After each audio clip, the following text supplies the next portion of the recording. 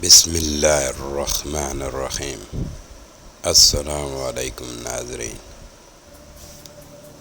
ابو مسلم علی بن احمد نے کہا، یہ میری ایک مجبوری کا ثبوت ہے۔ میں اپنے بیٹے کو نیشاپور امام موافق کی شاگردی میں بھیجنا چاہتا ہوں، لیکن میرے پاس اتنے پیسے نہیں کہ اپنی اس خواہش کی تکمیل کرا سکوں۔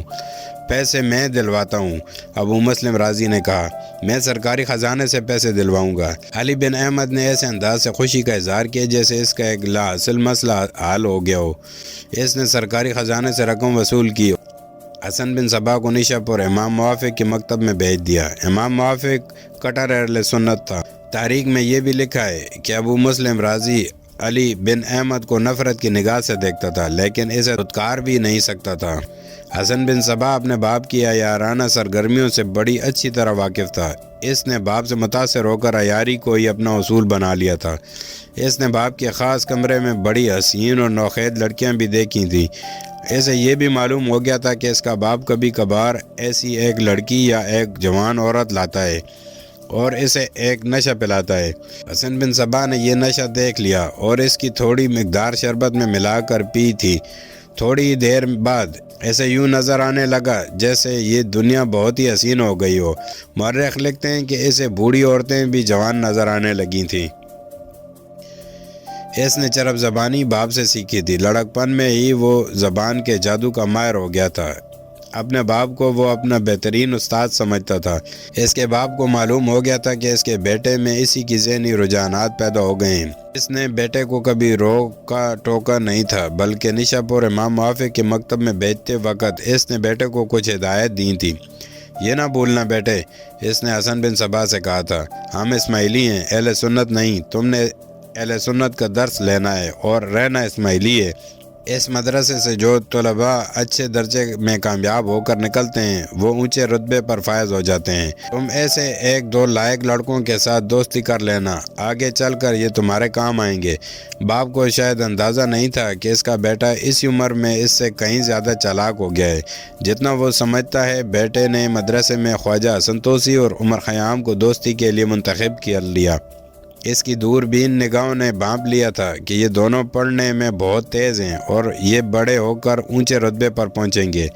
ائمہ تلبیس میں واضح طور پر لکھا ہے کہ تینوں دوستوں میں یہ جو معاہدہ ہوا تھا، جو دوست کسی اعلیٰ منصب پر فائز ہوگا وہ دونوں دوستوں کی مدد کرے گا اور اپنے مال و دولت میں بھی انہیں شریک سمجھے گا۔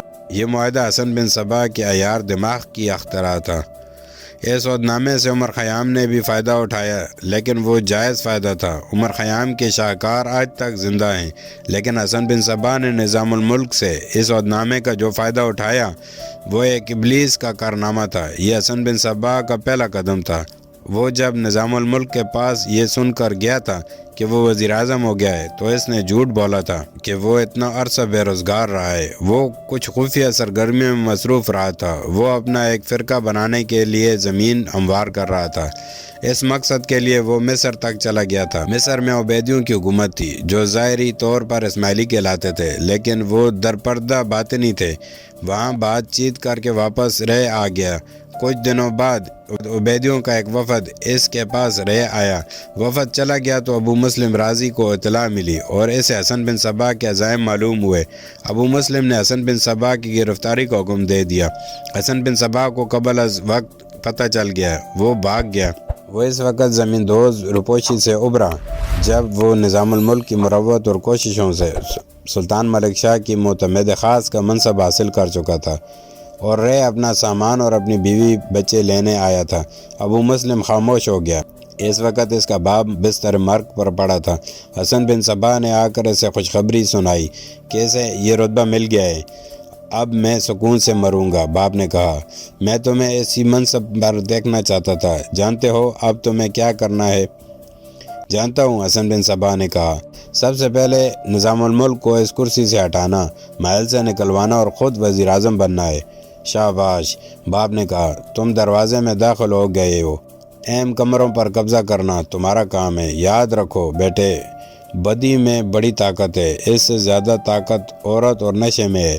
ان دو چیزوں کے ذریعے تم دنیا کے سب سے زیادہ طاقتور بادشاہ کو اپنے قدموں میں بٹھا سکتے ہو۔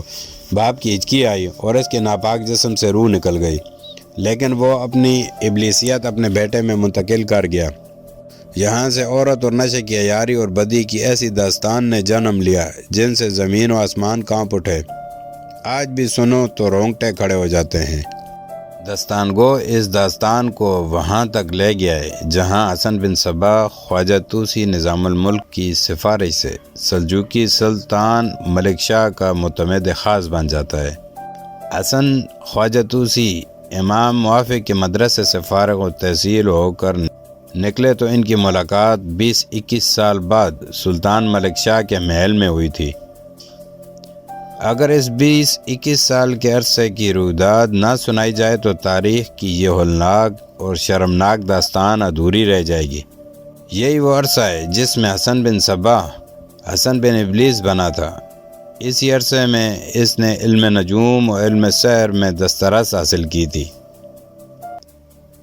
کیا یہ اچھا نہ ہوگا کہ داستان گو آپ کو 20-21 سال پیچھے لے جائے جب حسن کے باپ علی بن احمد نے اسے امام موافق کے مدرسے میں داخل کرانے سے پہلے ایک اسماعیلی عالم عبد الملک بن عطاش کی شاگردی میں بٹھایا تھا۔ کوئی انسان اپنے آپ ہی گناہ گار نہیں بن سکتا اور کوئی انسان اپنے آپ ہی زاہد و متقی نہیں بن سکتا۔ کچھ حالات اور چند انسان مل کر ایک انسان کو بگاڑتے یا بناتے ہیں۔ حسن بن صبا کا کردار اسی روز ایک خاص سانچے میں ڈلنا شروع ہو گیا تھا جس روز باپ اسے عبد الملک بن عطاش کے پاس لے گیا تھا۔ عبد الملک حسن کے باپ کو اچھی طرح جانتا تھا۔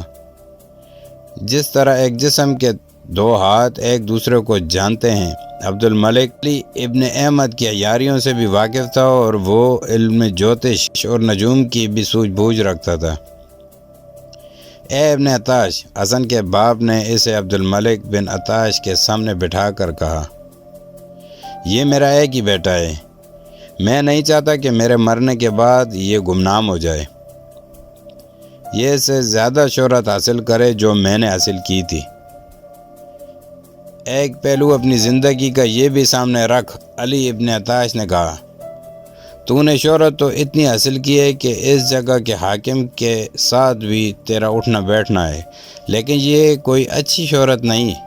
شہرت تو ہے ابن عطاش، علی بن احمد نے کہا، میں کہتا ہوں یہ نام پیدا کرے، اچھا ہو یا برا، بچے کو اندر لیا۔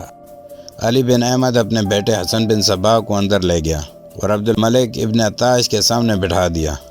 عبد الملک نے حسن کے سر سے دستار اتار دی اور اس کے سر پر اس طرح ہاتھ رکھا کہ اس کی انگلیاں حسن کی پیشانی پر تھیں۔ عبد الملک نے انگلیاں اس کی پیشانی پر آہستہ آہستہ پھیریں، پھر اس کا چہرہ دونوں ہاتھوں میں تھام کر ذرا اوپر کیا اور حسن کی آنکھوں میں بڑی غور سے دیکھا، پھر اس کے دونوں ہاتھوں کی ہتھیلیاں پھیلا کر دیکھیں۔ ہتھیلیوں کو غور سے دیکھتے دیکھتے عبد الملک نے اپنا چہرہ یوں تیزی سے پیچھے کر لیا جیسے اس بچے کی ہتھیلیوں سے اچانک سانپ نکل آیا ہو۔ عبد الملک بن عطاش نے کاغذ قلم لے کر کاغذ پر قلم سے خانے بنائے اور ہر خانے میں کچھ لکھا۔ وہ وقفے وقفے سے حسن کے چہرے کو دیکھتا تھا۔ بچے، ابن عطاش نے حسن سے کہا، تو باہر جا بیٹھ۔ حسن بن صبا باہر نکل گیا تو ابن عطاش اس کے باپ کی طرف دیکھتا اور دیکھتا ہی رہا۔ جو کہنا ہے کہہ دے ابن عطاش، علی نے کہا، میں جانتا ہوں کہ جو تو کہے گا وہ تجھے تیرے علم اور ستاروں نے بتایا ہے، تیری بیوی کی کوکھ سے ایک نبی پیدا ہوا ہے۔ ابن عطاش نے کہا، نبی؟ علی بن احمد نے حیران سا ہو کر پوچھا، نبوت کا سلسلہ تو ختم ہو چکا ہے۔ نبوت کا سلسلہ اللہ کی طرف سے ختم ہوا ہے، ابن عطاش نے کہا، اللہ کے بندوں کی طرف سے یہ سلسلہ ختم نہیں ہوا اور نہ کبھی ختم ہوگا۔ اب تک کتنی ہی آدمی نبوت کا دعویٰ کر چکے ہیں، کیا تو نے صاف ابن سیاد مدنی کی نبوت کا قصہ نہیں سنا؟ وہ یہودی تھا، اس نے حضور صلی اللہ علیہ وآلہ وسلم کی زندگی میں ہی نبوت کا دعویٰ کر دیا تھا اور نبی اکرم صلی اللہ علیہ وآلہ وسلم سے اس کی ملاقاتیں بھی ہوئی تھیں۔ حضور اکرم صلی اللہ علیہ وسلم نے ایک بار اس سے پوچھا کیا تجھ پر وحی نازل ہوتی ہے؟ صحاف ابن زیاد نے جواب دیا کہ میرے پاس ایک صادق اور ایک کاذب آتا ہے۔ صادق اور کاذب کا کیا مطلب ہے؟ علی بن احمد نے پوچھا۔ مطلب سمجھنے کی کوشش کرو علی، ابن عطاش نے جواب دیا۔ مطلب یہ کہ میرے پاس ایک فرشتہ آتا ہے اور ایک ابلیس۔